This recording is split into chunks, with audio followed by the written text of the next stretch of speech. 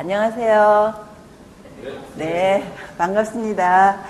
자, 유기화학은 지금 이제 여러 가지 교과서가 시중에 나와 있는데, 맹머리 교과서를 선택한 이유가 대학에서도 가장 많이 가르치는 거고, 여태까지 모든 시험에 보면 이 맹머리 교과서가 기본 교과서로서는 가장 딱이에요. 그래서 이걸 가지고 교과서에 있는 내용만 철저하게 열심히 한다면은 어떤 시험을 준비하든지 정말 좋은 점수를 받을 수 있기 때문에 이 교과서를 선택했고요. 또 이제 이 교과서를 가지고 거의 이제 출제 범위에 맞도록 다 수업은 하겠지만 제일 중요한 건 유기화학은 자기 손으로 써야 돼요.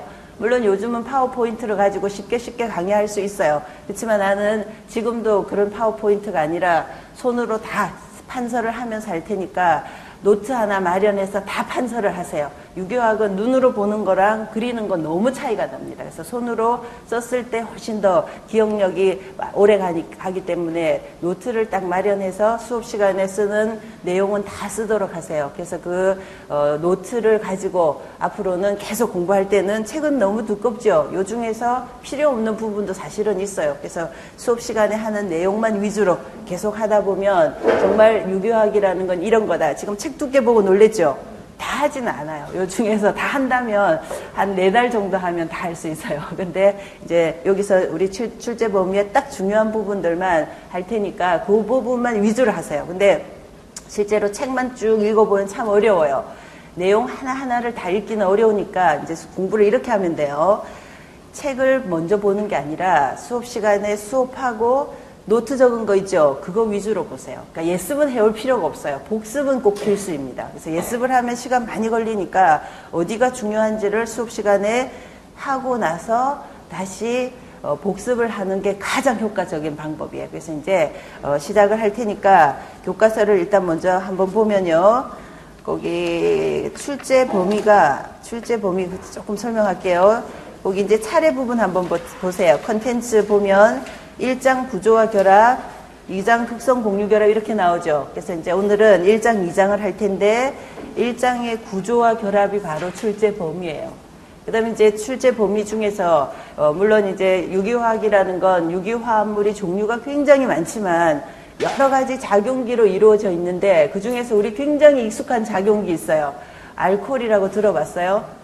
알코올이라는 거 들어본 적 없으면 참이슬은 들어봤죠. 그게 바로 알코올이에요. 그래서 이제 우리가 익숙하게 알고 있는 유기화합물이 굉장히 많이 있는데 그런 것들을 작용기라고 부를 거예요. 그래서 그런 화합물에 대해서 체계적으로 배우는 게 이 교과서 순서대로인데 첫 번째는 구조와 결합이고요. 실제로 1, 2장은 유기화학은 아니에요. 실제로 이건 일반 화학에 가까워요. 그렇지만 이것도 할 거고요. 그다음 이제 3장에 보면 여기서부터 이제 유기화학이 나옵니다. 유기화합물이 나오는데 알케인이라는 유기화합물 뭐 이런 것들을 그룹 지어서 지금 할 거예요. 그래서 일단 어떤 시험을 보든지 출제 범위를 일단 간단하게만 얘기할게요. 처음 시작할 때부터 구체적으로 출제 범위가 뭐다라고 하면 머리에 아마 들어오지도 않아요. 그래서 아주 미트 디트를 준비하든지 피트를 준비하든지 일단 수업 내용은 똑같이 동일하게 할 거고요. 이 출제 범위가 이제 지금 1장에 있는 내용 제목처럼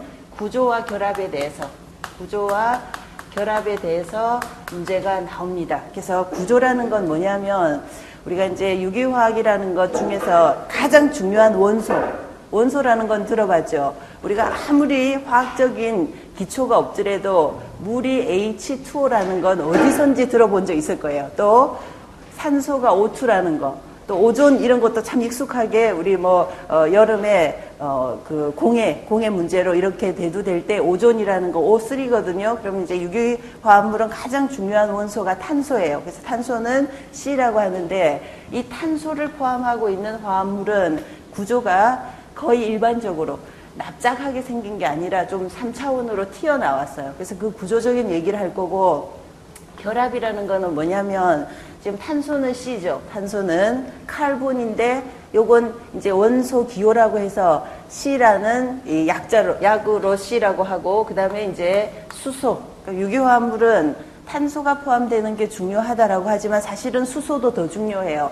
탄소로만 이루어진 게 아니라 탄소와 수소로 이루어져 있어요. 그럼 탄소 하나만 있으면 원자라고 부르고요. 수소 하나만 있으면 수소 원자라고 불러요. 근데 이 원자들은 굉장히 불안정하기 때문에 얘들은 가만히 있지를 않고 서로 연결이 돼요. 이걸 결합이라고 그래요. 이걸 이제 화학 결합이라고 하고, 화학 결합 중에서는 공유 결합이라고 해요. 이건 이제 좀 이따 주기율표를 설명하면서 다시 얘기를 할 테니까 이런 결합에 관한 얘기가 나올 거고, 이 사실은 변할 수가 없죠. 이 변할 수 없는 사실을 이론적으로 우리가 설명하는 거예요. 앞뒤가 맞도록. 그러니까 이론이 중요한 게 아니라 사실이 중요하거든요. 그 사실을 설명하기 위해서 이론이 나오는데, 이론을 먼저 생각하니까 너무 복잡한 거예요. 이론은 먼저 아니에요. 이미 자연계에는 이미 다 그냥 정해져 있잖아요. 그 정해져 있는 그 사실을 이론적으로 설명하는 거예요. 그래서 이론이라는 건, 과학은 그런 거예요. 이론을 심각하게 생각하지 말고 사실을 심각하게 생각해야 되는, 사실은 변할 수 없는 팩트잖아요. 그 자체잖아요. 그걸 이론적으로 설명하는. 그래서 화학이나 유교학이나 마찬가지로 자연과학은 편하게 생각하세요. 긍정적인 마인드가 너무 중요한 거예요. 그래서 이제 이렇게 질문을 해야 돼요. 공부하다가 잘 모르겠거든.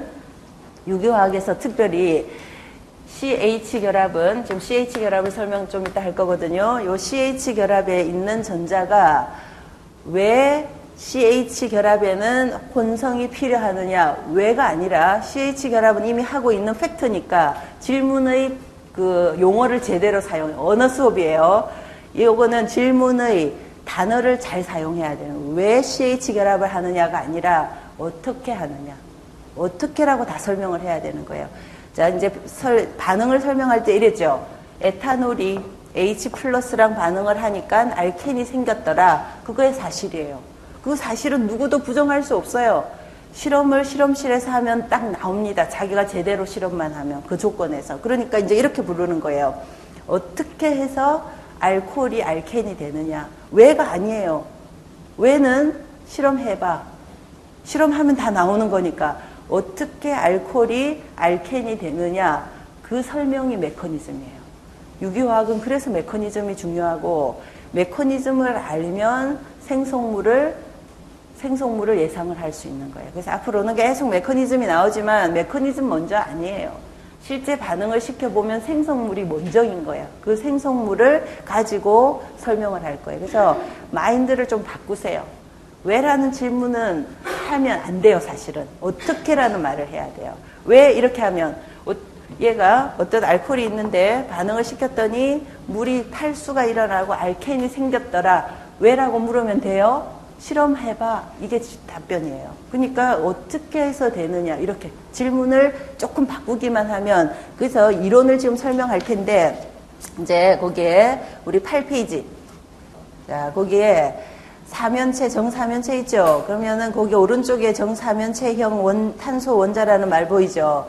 거기에 CH 결합이 4개 있다는 건 확인이 되는데, 실선이 몇 개예요? 실선이 2개고, 점선이 있고, 튀어나온 게 있죠? 좀 진하게. 이제 그런 걸 3차원적으로 우리가 그릴 거예요. 이건 바로 그릴 거고, 이건 그냥 넘어갑니다. 또 9페이지에는 밑에 수소가 왜 1개 결합을 하느냐, 탄소가 왜 4개 하느냐, 이건 옥텟 룰에서 좀 전에 설명한 거죠. 그냥 받아들이세요. 이건 왜라고 묻는 거 아니에요. 탄소가 왜 공유 결합을 4개 하죠? 왜 하죠? 하고 있으니까.